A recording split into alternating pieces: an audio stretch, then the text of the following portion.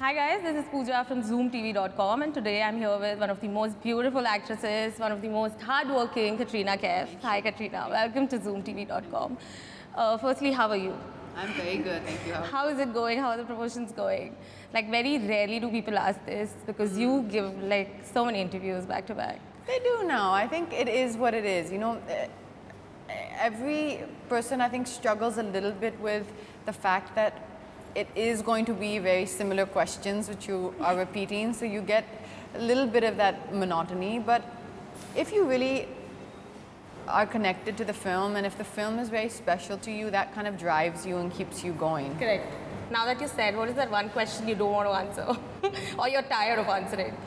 What is the one advice you would give as an older self to your younger self? It's a very, oh my God! It's a very convoluted question, and I'm like, nothing. I'm like, nothing. Yeah.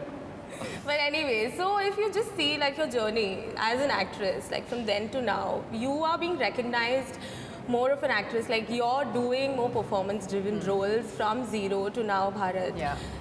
How do you like, do you feel like you're finally getting your due? Like you've been around for such a long time and now it's like roles are written in a way. You've been offered such roles and even the audience is accepting you in like a different character, a different role. It's not just about dancing or glam. My perspective of it is very different. If I tell you from the beginning, I think it was my third film, I did a film called Namaste London. It was an entirely female protagonist-led script with someone as established as Akshay Kumar, who gave me a chance as a newcomer to do such a strong role, like Jazz in Namaste London. And that was the first film which I got very good reviews for, which was very critically received well. The response was great. After that, I did a film called New York, which even at that time was a very new film because it didn't have any of the kind of traditional songs and your, lip sync Ghana. It was just a straight story about a man and his wife living in New York who, and the terrorism, conflict which is there. A very authentic and realistic story-driven film. That was, I think, my fourth or fifth film, something like that. Then I did a film called Rajniti, which was a political thriller, you could call it, with a director like Prakash Jha, who's known for these very strong political dramas which he makes. So right from the start of my career, I've always been very, very fortunate to work in very author-backed driven films, which is why they were successful. See, glamour, Ghana, showmanship can only be the icing on the cake. Correct. It cannot build you, it cannot build you or become the structure from which you have successful films. That can't be a recognition. It would not be possible. You wouldn't be able to sustain that. No one can sustain a career so long based on that. So by sheer nature of the amount of years now that I've worked and the kind of directors I've been with and films I've been a part of, you have to, it's evident that it's the films and it's the stories that have been strong. It's not just, you can't pull them off on glamour. Yeah, which is what you can do that once, you can do that twice. What happens is, because by nature of the media, and this doesn't happen for me, this is right from anyone who I admire and who are icons and women who I can only aspire to be like Madhuri Dixit. The songs she's done because they become part of folk, culture, they're repeated, you hear them, they're always in your memory, that gets spoken about more. So by nature of sheer repetition, the year that I had Sheila Ki Jawani was also the year I had Rajniti. But the recall at that point, everywhere you went, you were hearing that song, it was coming out of your ears. It's just, it's all part and parcel of the way it works. So I don't get too caught up on the tags of that, of glamour, of diva. I don't get too caught up now on a particular tag of, oh, now you have seen a seriousness that has come into your characters. Yeah, like if you see the reviews, it's more of like, okay, she's doing more of content-driven roles. It's not just the cliche of, the films with music, songs. But I've always been doing it. But that's always been, exactly, what you said is exactly right. I've always been doing it. But now, after Rajniti, you had a song like Sheila Ki Jawani. After Sheila Ki Jawani, I did Ek Tha Tiger, which was a very strong author-backed role for me, which Kabir Khan had actually written with me in mind. which now has gone on to be a successful franchise, which is of course the Tigers in That Yeah, Head. Salman has already said it. Ki kitne bhi honge, it's going to be Katrina. Well, I mean, that's by nature of the story. That's the way the roles are written. Yeah. After that, Ek Tha Tiger was Chikni Chameli. So it's actually, if you go to see it, it's about balancing it. You also want your audience to be with you. You want your audience to be with you. Our cinema has music in it.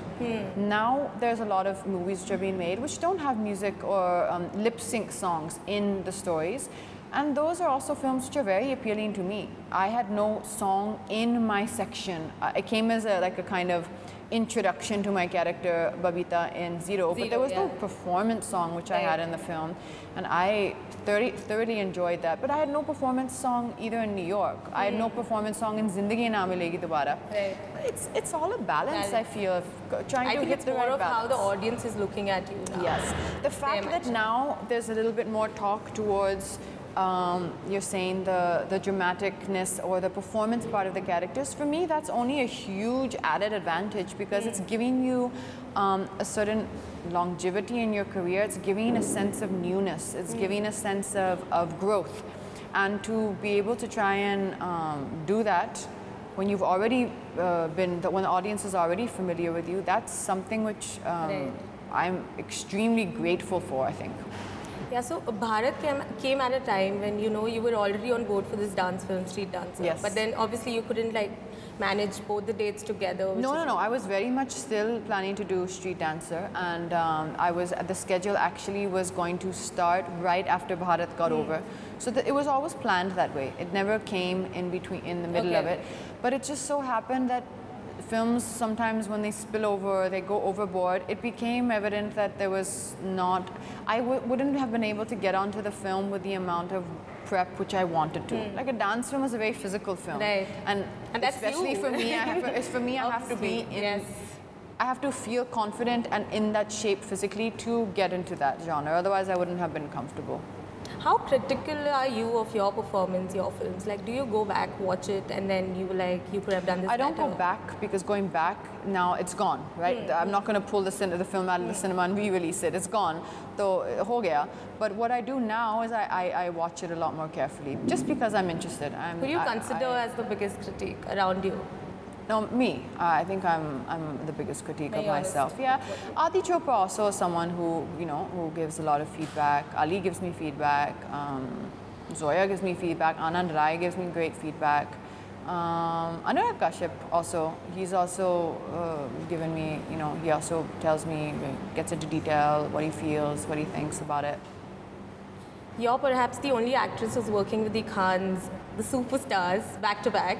And so I just want to know, what is your takeaway, from their stardom? What is the lesson learned that you have worked with quite a few and more than one films? Love your work, passion for your job. It's cinema. Your profession is journalism. My profession is an actor in the business of cinema. Just love what you do. It's the love that they have for their stories and the storytelling. That's my biggest takeaway. When do we get to see you work with the new age superstars, the tag that people have given it to Vicky, Rajkumar and Ranveer Singh and all of them? They're all doing phenomenal work. I mean, is there any talks going around for a film with either of them? Not at the moment, but I mean, you never know. It's one call away, right? It's that one call which... Who are you keen to work with first?